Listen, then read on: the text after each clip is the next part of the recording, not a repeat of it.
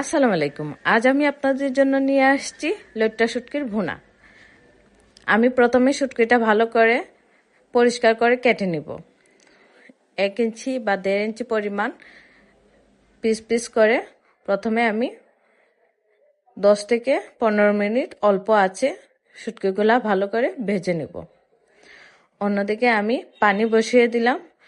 ফুটন্ত পানিতে শুটকিগুলা ভালো করে পরিষ্কার করে নিতে হবে। লইট্টা শুটকিতে অনেক ময়লা থাকে, তাই ফুটন্ত পানিতে আমি 10 মিনিটের জন্য শুটকিটা ভিজিয়ে নিব। দেখতেই পাচ্ছেন আমি পানিতে শুটকিগুলো দিয়ে দিলাম। এটা আমি 10 মিনিট এই ফুটন্ত গরম পানিতে রেখে দেব। তারপর আমি পেঁয়াজ রসুন এইগুলা কেটে নিব। আমি প্রথমে পেঁয়াজগুলা এক একটাকে 8 পিস করে কেটে নিচ্ছি। আমি যেভাবে করছি আপনারা ওইভাবে পেঁয়াজগুলা দিবেন, তাহলে লইট্টা শুটকিটা দেখতে এবং খেতে অনেক ভালো লাগবে।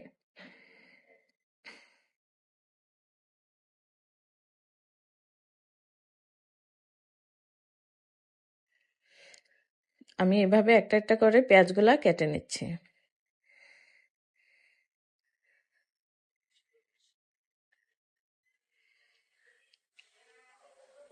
কিছু পেঁয়াজ আমি একদম ছোট ছোট করে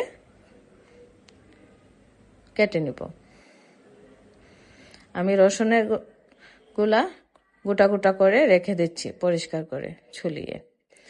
কিছু পেঁয়াজ আমি পেঁয়াজ কুচি করে নিয়েছি, কিছু পেঁয়াজ বড় বড় করে কেটে নিয়েছি, আর রসুনের কোয়াগুলা নিয়ে নিলাম। এইদিকে আমি গরম পানি থেকে শুটকিটা তুলে আবার কয়েকবার গরম পানি দিয়ে পরিষ্কার করে ধুয়ে তুলে রেখেছি। এবার আমি একটা পাত্র গরম করতে বসিয়ে দিলাম। গরম হয়ে আসলে এখানে আমি সরিষার তেল দিয়ে দিলাম। সরিষার তেলটা গরম হয়ে আসলে আমি পেঁয়াজ কুচিগুলা দিয়ে দিলাম।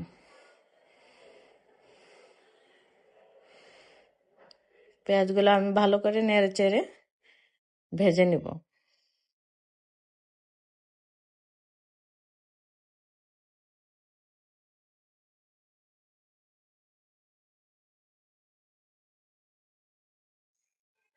এই পর্যায়ে আমি কয়েকটা শুকনো মরিচ দিয়ে দিব।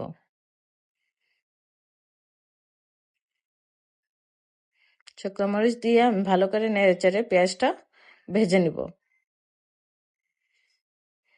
এই পর্যায়ে আমি বড় বড় পিস করে রাখা পেঁয়াজগুলো দিয়ে দিলাম এবং রসুনগুলোও দিয়ে দিব।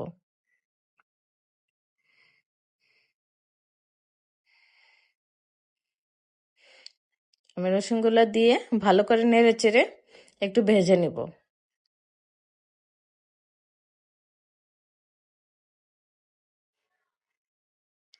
অল্প আছে পেঁয়াজগুলো রসুনগুলো ভালো করে আমি ভেজে নিচ্ছি।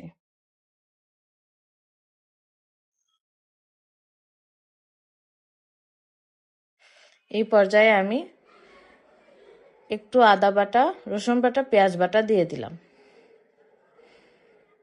এখন আমি শুকনা মশলাগুলো নিয়ে নিব।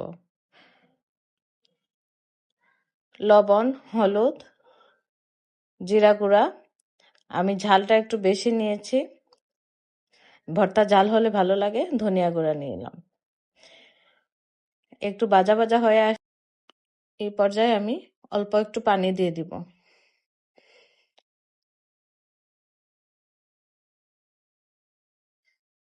যাতে গুঁড়া মশলাগুলা পুড়ে না যায়। এবার আমি গুঁড়া মশলাগুলা দিয়ে দিব। তারপর মশলাগুলা ভালো করে নেড়ে চেড়ে মশলাটা আমি ভালো করে কষিয়ে নিব। অল্প আছে অনেকক্ষণ কষানোর পর আমি শুটকিগুলা দিয়ে দিলাম। শুটকিগুলা ভালো করে নেড়ে চেড়ে মশলার সাথে মিশিয়ে নিব।